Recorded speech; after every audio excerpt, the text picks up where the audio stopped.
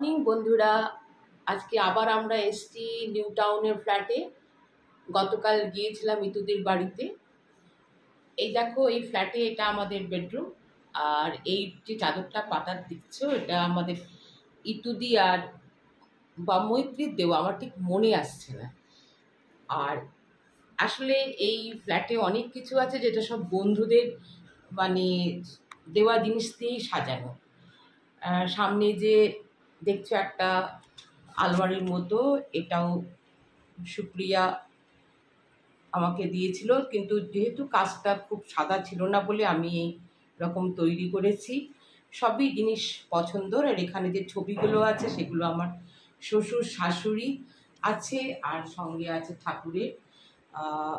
ঠাকুরকে তো তুমি চেনো, রামকৃষ্ণদেব, সারদা মা আর বিবেকানন্দ। তার পাশে আছে একটা ছোট্ট ছবি, সেটা আমার মা বাবা। আর ঠিক আমার খাটের ডান দিকেই আছে একটা সুন্দর জানলা।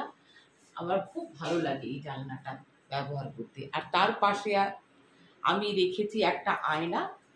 দেখো বন্ধুরা, ওই বেশি কিছু আমি জিনিস কিনিনি, কিনবও না। একটা আয়না, একটা র্যাক, আর ছোট্টখাট্ট ফ্ল্যাট, আর অল্প জিনিস দিয়ে সাজানো।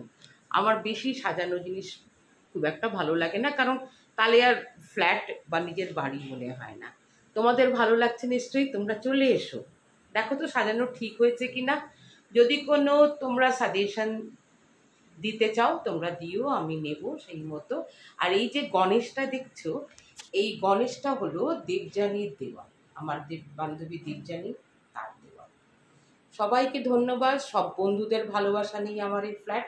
তোমরা সবার নিমন্ত্রণ থাকলো, তোমরা সবাই আসবে, এখানে আনন্দ করবে।